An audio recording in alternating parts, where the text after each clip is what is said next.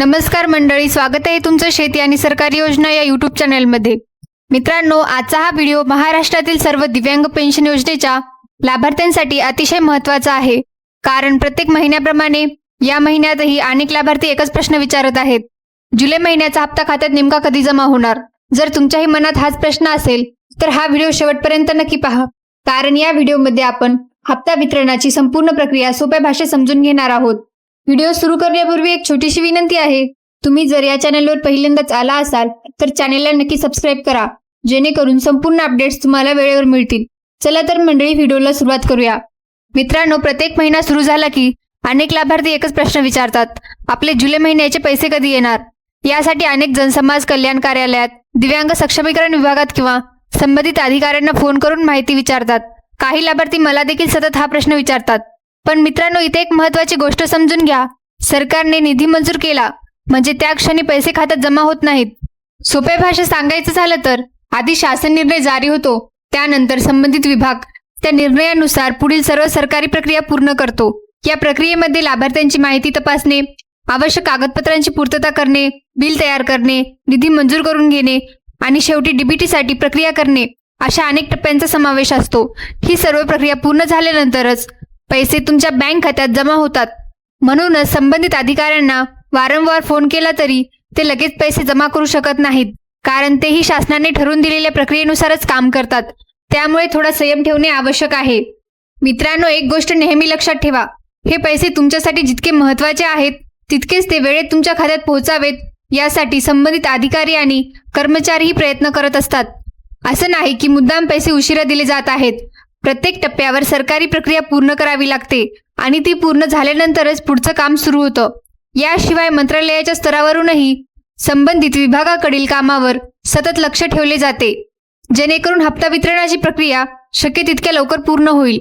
म्हणून अधिकारी आणि कर्मचारीही आपली जबाबदारी पार पाडत असतात। त्यामुळे आपण थोडा संयम ठेवला तर प्रक्रिया पूर्ण होताच हप्ता तुमच्या खात्यात जमा केला जातो। आता मित्रांनो, तुमच्या खात्यात पैसे येण्यापूर्वी नेमकी कोणती प्रक्रिया होते ते अगदी सोप्या भाषेत समजून घेऊया। सर्वात आधी शासनाकडून संबंधित योजनेसाठी शासन निर्णय जारी केला जातो।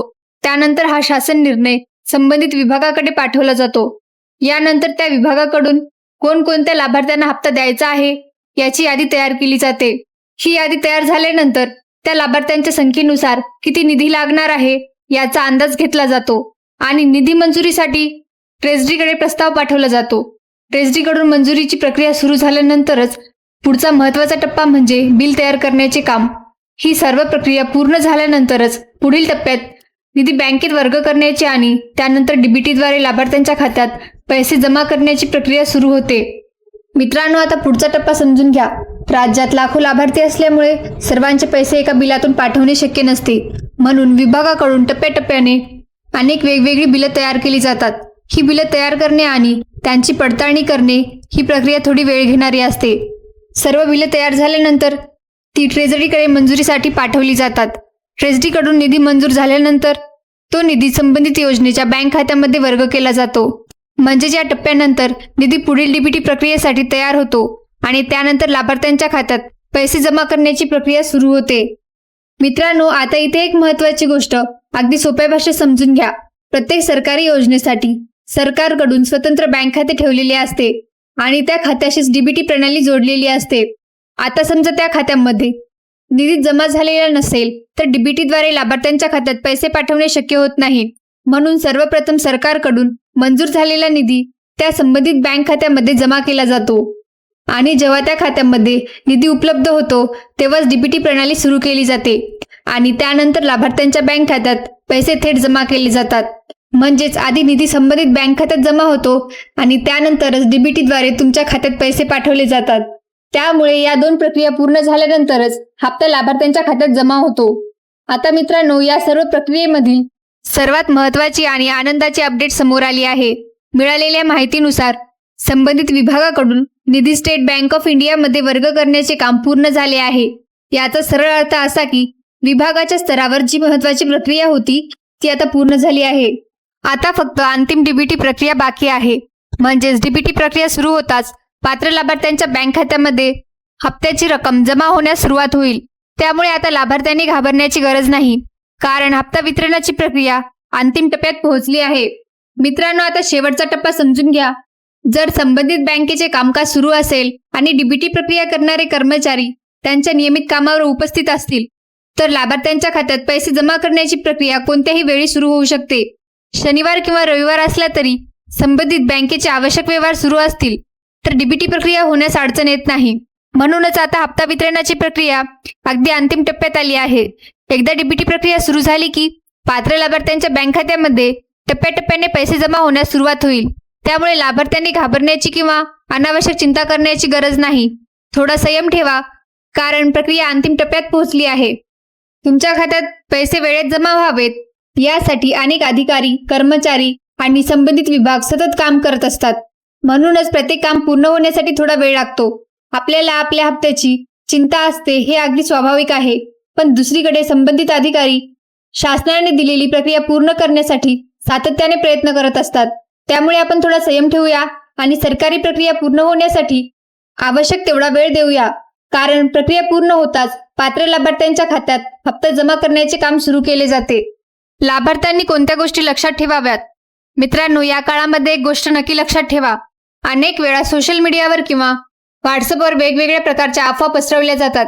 काही जण पैसे आले असे सांगतात, तर काही जण पैसे येणार नाहीत असेही सांगतात. त्यामुळे अशा कोणत्याही अप्रामाणिक माहितीवर विश्वास ठेवू नका. अधिकृत प्रक्रिया पूर्ण झाल्यानंतरच हप्ता लाभार्थ्यांच्या खात्यात जमा केला जातो. त्यामुळे फक्त अधिकृत माहितीवरच विश्वास ठेवा आणि अनावश्यक चिंता करू नका. मित्रांनो, आणखी एक महत्त्वाची गोष्ट, डीबीटी प्रक्रिया सुरू झाली तरी सर्व लाभार्थ्यांच्या खात्यात एकाच वेळी पैसे जमा होत नाहीत. राज्यभरात लाखो लाभार्थी असल्यामुळे बँक आणि डीबीटी प्रणालीद्वारे टप्प्याटप्प्याने रक्कम जमा केली जाते.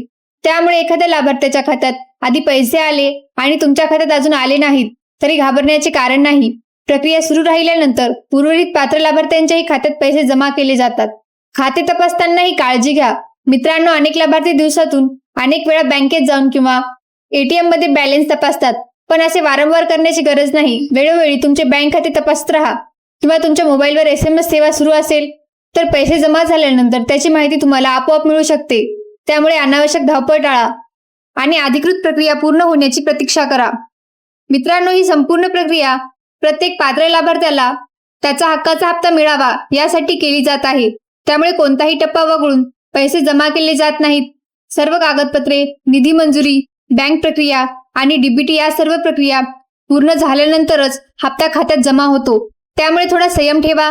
प्रक्रिया पूर्ण होताच पात्र लाभार्थ्यांच्या खात्यात हप्ता जमा होण्यास सुरुवात होईल. तर मित्रांनो, सध्या उपलब्ध माहितीनुसार हप्ता वितरणासाठी आवश्यक असलेली महत्त्वाची प्रक्रिया पूर्ण झालेली आहे. आता फक्त अंतिम डीबीटी प्रक्रिया पूर्ण होणे बाकी आहे. एकदा ही डीबीटी प्रक्रिया सुरू झाली की पात्र लाभार्थ्यांच्या बँक खात्यामध्ये टप्प्याटप्प्याने हप्त्याची रक्कम जमा होण्यास सुरुवात होईल. त्यामुळे कोणत्याही अफवांवर विश्वास ठेवू नका आणि अनावश्यक चिंता देखील करू नका. अधिकृत प्रक्रिया पूर्ण होताच तुमच्या खात्यामध्ये हप्ता जमा केला जाईल. त्यामुळे थोडा संयम ठेवा आणि अधिकृत अपडेटवरच विश्वास ठेवा. मित्रांनो, आजची ही माहिती तुम्हाला उपयुक्त वाटली असेल तर या व्हिडिओला एक लाईक नक्की करा. तसेच ही माहिती इतर दिव्यांग लाभार्थ्यांपर्यंत नक्की शेअर करा, जेणेकरून त्यांना ही योग्य आणि वेळेवर माहिती मिळेल. आणि अशा सरकारी योजना, पेन्शन अपडेट तसेच महत्त्वाच्या सरकारी माहितीसाठी आपल्या चॅनेलला सबस्क्राईब करून बेल आयकॉनही नक्की दाबा. तसेच जर तुम्हाला दररोज तुमच्या मोबाईलवर शेतीविषयक बातम्या, सरकारी योजना, पेन्शन अपडेट आणि इतर महत्त्वाच्या सरकारी अपडेट सर्वात आधी हवे असतील तर आमच्या व्हॉट्सअप ग्रुपमध्ये आजच सहभागी व्हा. व्हॉट्सअप ग्रुपची लिंक या व्हिडिओच्या डिस्क्रिप्शनमध्ये दिली आहे. त्या लिंकवर क्लिक करा आणि आजच आमच्या व्हॉट्सअप ग्रुपमध्ये जॉईन व्हा. पाहिल्याबद्दल मनपूर्वक धन्यवाद. भेटूया पुढील नवीन अपडेटसह. जय हिंद, जय महाराष्ट्र.